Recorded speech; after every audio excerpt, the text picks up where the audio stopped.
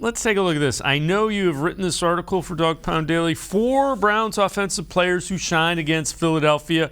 At 4, we got Nakia Griffin-Stewart, tight end, battling for a roster spot. Number 3, a wide receiver, also battling for a roster spot, Mike Harley Jr. Number 2, Jerome Ford has he's opened some eyes up in the first couple preseason games. Number 1, Josh Dobbs, and Dobbs has been as good as the Browns have had in the preseason. And I say preseason is preseason. You know, we've got people going crazy with Josh Dobbs and that kind of thing, and that's fine. You'd rather have him play well than not. Of those guys, who really kind of stood out, maybe more unexpected than some of the others? Unexpected, I'd have to go with Griffin-Stewart. He kind of separated himself from the rest of the Hythens that they brought in this offseason. And I think he's overtaken Miller Forstall for that tight end 3 position. You know, he's showing a really good catch radius. He's good on the move. He looks like he could be a solid tight end 3. And I think he's earned those reps through his play on the field. He had a play in the third quarter. It was on a boot where he came across the formation. And Rosen hit him, but he didn't hit him in stride. It hit him on the back hip as he was running the opposite way. And he was able to snatch that and make it look easy for a 17-yard gain. Gives me a lot of confidence that I think that he can nail down that final tight end 3 spot, and eventually we're going to see him on the field. Mike Harley Jr. is a guy that's intriguing, undrafted rookie free agent. You saw some savviness to his ability to run routes in that game, if you were paying attention to him.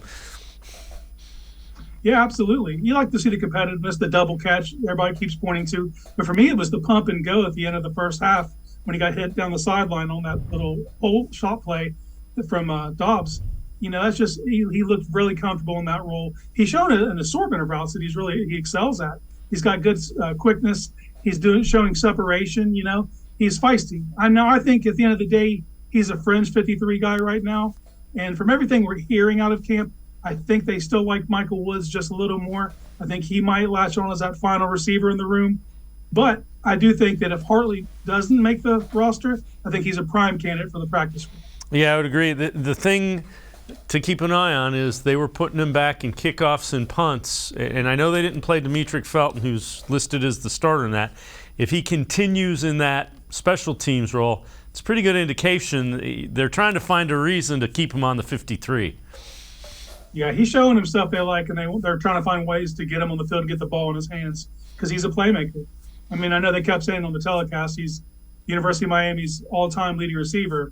I think you got to slow up on stuff like that because Duke Johnson was their all-time leading rusher, and that doesn't always equate to success. But he's showing a lot of good stuff in practice, and he's feisty. And this room needs to churn the bottom, and he's the prime candidate to do that. And again, you would rather have, I've said this repeatedly the past couple of days, I'd rather have Josh Dobbs go out and play really well in the preseason, but before you think we've found a diamond in the rough, just remember it's preseason. It's very different. Yeah, a lot of those guys will be selling insurance here before too long that he's doing that again. So, yeah, be cautious when you try to anoint someone. But he's showing poise, and he's got a lot of tools. I think that's the encouraging thing about Dobbs is, you know, he's real decisive with the ball. He can execute. He stays calm. But he's also a plus enough athlete that if something goes wrong, he can make something happen. Yeah, it's going to be interesting. If there's a veteran that has started in the league that gets released come cutdown day, which is a week from today at 4 o'clock, do you think the Browns go and explore that option just because you're a big hit away from having to rely on the backup quarterback until week 11 when Deshaun Watson's available? Yeah, I do think they add to him because I think Rosen's going to get cut. They're still going to need a quarterback 3, so I think it's inevitable they go and get someone off the chopping block. But I'm not so sold that it's going to be someone who's going to compete for Brissett's job or even Dobbs. I think it might just be that quarterback 3. I think they do need to go. You need to upgrade that to have someone because, like you said, you're only a hit or two away from having to see the field, and they need some competency at that quarterback 3 spot.